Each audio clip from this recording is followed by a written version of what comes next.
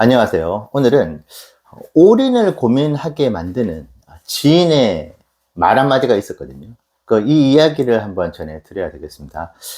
이전에도 올인을 고민하고 있다고 말씀을 드린 적이 있어요. 근데 올인까지는 아니지만은 실제로 대량의 물량을 저희가 가지고 있는 현금 비중에서 큰 비중을 테슬라 자산으로 옮겼었죠. 그래서 큰 효과를 보기는 봤습니다. 그래서 이번에도 지금 남아있는, 말씀드렸다시피 이제 국장의 자산들이 좀 남아있거든요. 그래서 이 아이들을 테슬라 자산으로 다시 옮겨볼까, 이제 매도를 하는 한이 있더라도 테슬라만큼 확신을 가지고 있는 투자 자산이 없고 가장 많이 알고 있고 연구가 많이 된 자산이 테슬라인데 자꾸 다른 걸 찾을 필요가 있는가 생각이 최근에 이제 또 들더라고요. 거기에서 이제 결정적으로 지금 불을 지피고 있는 것이 이 지인의 말인데요. 저는 500일 세계여행을 하면서 제 나름은 만났던 각국의 우연이든 알고 지내던 지인이든 좀 유도신문을 좀 했었던 적이 있어요.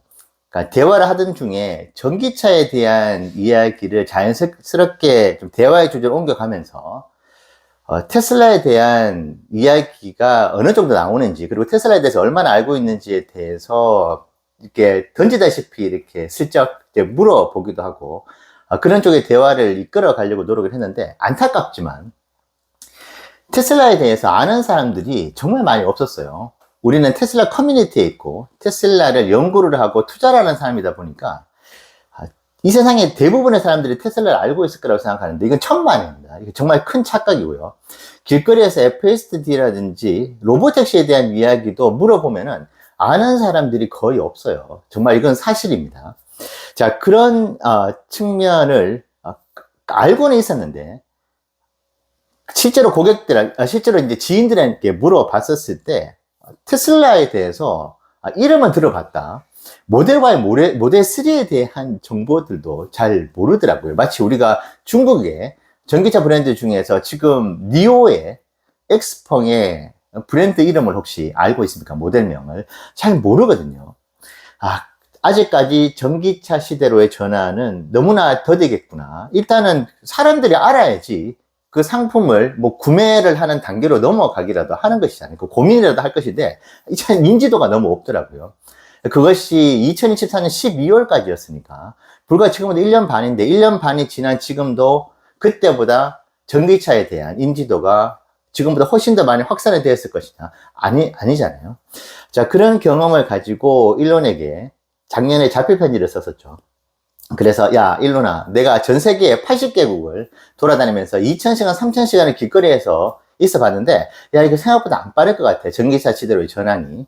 자, 그런데 자율주행이라든지 전기차를 구매를 만들어내는 결정적인 또 다른 부가적인 요인이 있으면은 그래도 전기차 시대로의 전환을 조금이라도 빠르게 만들 수 있을 것 같은데, 내가 길거리를 돌아보면서 느낀 책상에 앉아가지고는 도저히 알 수 없는, 가지고 있는 그 전 세계를 돌아다니면서 어떤 그 감각이라는 게 있거든요.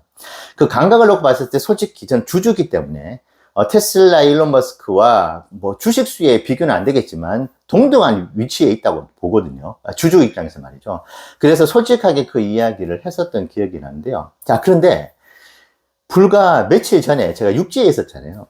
충격적인 이야기를 제가 들었습니다. 어떤 분들께서는 뭐 그 별게 아니라고 생각하는데, 제가 투자를 하면서 여러 가지 얻었던 신호들이 있거든요. 근데 그 신호들이라는 것이 여러 곳에서 정보들이 합산이 돼가지고 우후죽순처럼 저한테 와서 얻게 되는 것이 신호가 아닙니다. 어떤 한 핀포인트, 아주 결정적인 포인트에 누군가의 이야기 하나가 좋은 신호가 되는 것인데, 이번에 지인분이 숙박업을 하거든요. 숙박업을 하고 있어서 이야기를 좀 나누다가 이제 테슬라 이야기가 나오지도 않았는데 그분이 저한테 이런 얘기를 합니다. 테슬라가 로봇을 만든다고 하는데 그 로봇이 나오면은 내가 그 로봇을 사가지고 내가 지금 있는 업장에서 활용할 것 같아, 이 이야기를 하더라고요. 제가 500일 동안 세계여행을 하면서 그렇게 테슬라의 전기차에 대해서 유도신문을 했는데도 그 누구 하나, 심지어 이제 중고차 딜러부터 해서 자동차 업계에 있는 사람들조차도 테슬라에 대해서 이야기를 안 하는데, 그 숙박업에 종사하고 있는 그 지인분이 제가 꺼내지도 않은 얘기였거든요.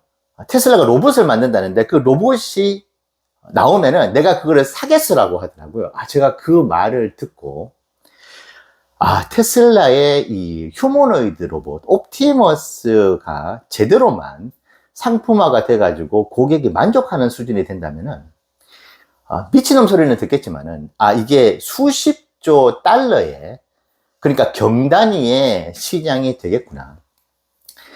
제가 얘기를 꺼내지도 않았는데 로봇이라는 것을 알고, 테슬라가 로봇 사업을 준비하고 있다는 것을 알고 그 숙박업을 하는 지인이 말이에요. 그리고 그 상품이 나오면 사겠다고 했다는 것은 저는 그것이 단순한 노이즈가 아니라고 생각합니다. 저는 이런 신호들을 이전에 투자를 할 때 좀 받긴 받았었거든요.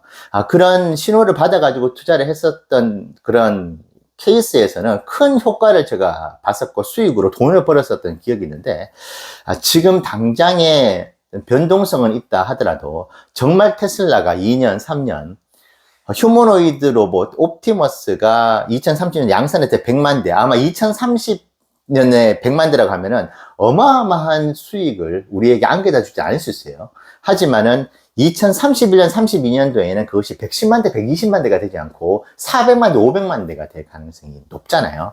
자, 그 시나리오를 그려보는 와중에 그 지인분이 그렇게 자발적으로 그 이야기를 던지는 것을 보고, 이 휴머노이드 로봇 시장이 만들어갈 이 세상이 우리가 두려워할 만큼 혁신적으로 바뀌겠다는 생각을 하게 됐습니다. 그러면서 자연스럽게 앞으로 우리가 살아갈 미래 세대들이 엄청난 혼란을 또 겪을 수도 있겠다. 물론 그 속에서 다양한 기회가 있을 수는 있겠지만은 너무나 급격하고 너무나 빠른, 거기에 혁신에 혁신을 더하는, 우리가 지금 상상하기 힘든 세상이 열릴 수도 있겠다, 그 생각을 하고 있고, 비단 이번에 숙박업에 종사하는 이 지인분이 혼자만의 생각이 또 아니라고 하더라고요.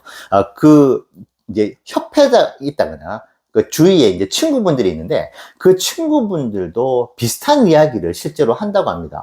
지금 우리나라가 고령화 사회가 되고 있고 숙박업에 종사하시는 분들도 좀 연로하시는 분들이 계시거든요. 그러니까 그분들 같은 경우에는 시간이 지나면서, 사실 고된 일이거든요.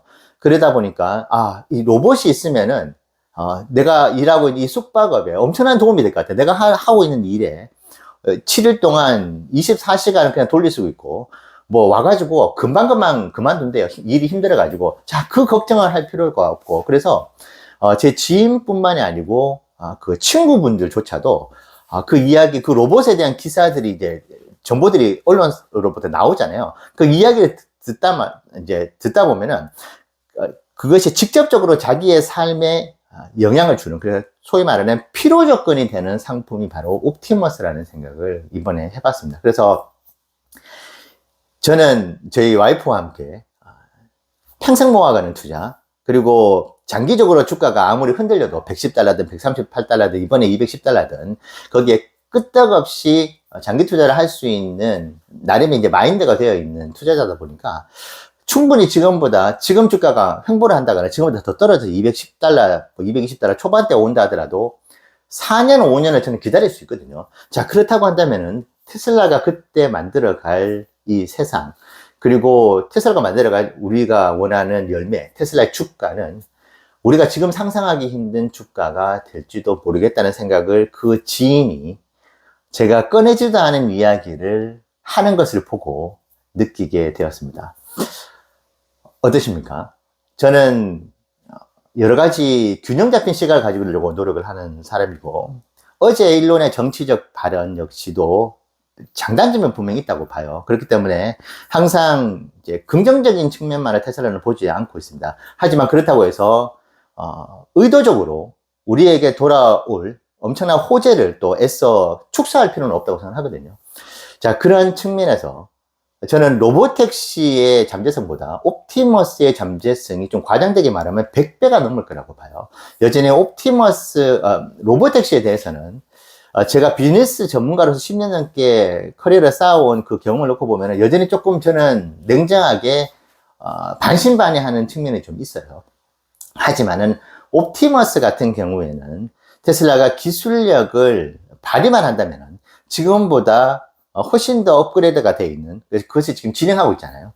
자, 그리고 그것이 고객들에게 하나의 상품으로서 가치를 인정을 받는다고 한다면은 지금 말씀드린 이 숙박업, 전 세계에 깔려있는 숙박업이 어마어마하게 많습니다. 호텔부터 해서. 물론 노동시장이 큰 이제 변화를 겪고 뭐 진통을 겪기도 하겠지만은 테슬라의 옵티머스 사업은 정말 무궁무진하다. 거의 무한대에 가까울 만큼의 이 세계에 침투를 할 수 있다고 생각을 합니다. 그래서 저는 이제 경험을 위주로 하는 투자자이고 현실 세계에서 들리는 여러 가지 신호들을 잘 캐치를 해가지고 투자에 반영하는 것이 얼마 가지고 있지 않은 저의 장점인데, 저는 이번에 그 지인의 한 이야기를 듣고 지금 국장에 있는 자산들을 마음 편하게 테슬라로 옮겨도 되겠다는 생각을 했고, 그리고 지금 애플이 추세 하단선에 있어가지고 지금 $200더라고요. 270달러까지 갈 가능성을 매우 높게 봅니다만은 테슬라가 그만큼의 수익을, 주가 상승을 충분히 거둘 수 있다. 멀리 봤었을 때. 자, 그렇다고 한다면은 애플에 있는 주식조차도 테슬라로 시점을 보고 옮겨가도 되겠다. 정말 그렇게 되면은 올인에 가까운 집중 투자가 되는 것이잖아요. 저는 테슬라라는 가장 확실한 자산을 가지고 있고 그 자산을 계속 연구를 하고 있다 보니까 비중을 계속 실어 나가는 데 대해서 전혀 두려움이 없는데, 그 두려움을 더더욱 없애게 만드는 것이 이번에 지인이 얘기했었던 옵티머스가 나오면은 사겠다고 하는 그 말이었습니다. 자, 오늘 이야기 테슬라의 먼 미래를 바라보시는 여러분들에게 참고가 되시면 좋겠습니다. 감사합니다.